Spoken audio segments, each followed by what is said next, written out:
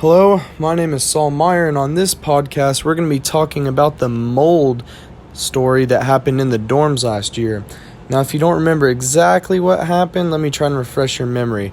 There were reports of mold being present in the dorms. OU decided to investigate it, and they found 4 different types of mold that can all be harmful to the health of the students that are there.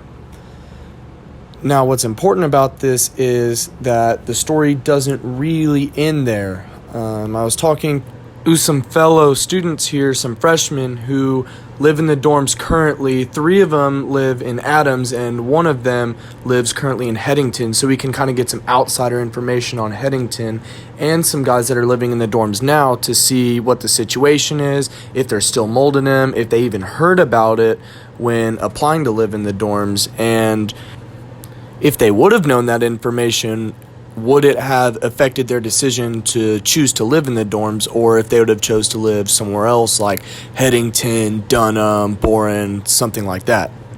So let's hear from them. All right, my first guests that we have here are Oakley Tubbs and Noah Karish, who are roommates right now and currently live in McCaslin in Adams, which was one of the big spots for the mold last year. So when you were deciding to apply for where you wanted to live next year, did you know that in the dorms that there was mold? No, I didn't know at all. I was not aware. I had heard stories of mold in the dorms here before, but I didn't know that there was potentially some in Adams or any of the other ones. Interesting. So you don't know that now, but if you would have known that when you were applying, would you still have applied to live in the dorms? No, I probably would have chose a residential college. Yeah, I definitely would not have chosen to live in the dorms. So 1 year removed from mold being in there, would you say that it's pretty cleaned up, or there's still a little bit of traces of mold here and there? I've noticed mold in our dorm, on our air conditioning unit and in our shower. Yeah, it's pretty obvious. It's not really little patches. It's pretty spread out on multiple spots of the bathroom, as well as in our room in general, whether it be on a mattress or the wall, it's on different parts for sure. So it's come back pretty much. Have y'all made any calls about it to try and get it removed or cleaned? Not yet, because honestly, I feel like I speak for the both of us when I say that we've been so busy that we really just started to notice it now. But now that we're really seeing it, we need to. We haven't yet, but we need to very soon. And we do know a girl that did call in on it, and she got to switch her room to a better room. That's right. Yeah, she actually moved to I think Walker instead because it was so bad in her room, and she was in Adams. Not sure which tower, but yeah, she was in Adams as well. Okay, so do you think that y'all not hearing about it before applying to live in the dorms was something that OU is trying to cover up so people won't want to live somewhere else their freshman year? I would hope not, but I wouldn't put it past them. Yeah, I would hope not either, but you never really know with these things, so yeah, hopefully not. All right, my next guest here is Noah McSpadden, who told me he lives in Headington. Is that right? Yes.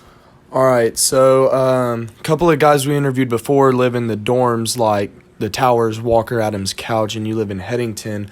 So the story I'm talking about is going to be about the mold that happened last year and how they didn't tell you about it OU didn't tell you about it when you were deciding what dorm you wanted to live in. So did you know about it? Did you know that there was mold in the dorm last year? Yeah, I had zero clue, honestly. So you had no idea. If you would have known, would it have affected your decision at all? I know you chose Headington, but if you were just a normal student, or not normal student, but chose to live in the normal 3 dorms, would that have affected your decision? Yeah, probably. I think I had the Towers probably second on my list, and I probably would have put them lower if I would have known. All right. All right, so how are the Headington dorms like? Have you had any mold problems at all or any disgusting things happen? I haven't really noticed anything, recently, but yeah, I haven't noticed anything. So the Headington dorms, you would say, are nicer than the regular dorms, right? Yeah, definitely. Okay. All right. Thank you.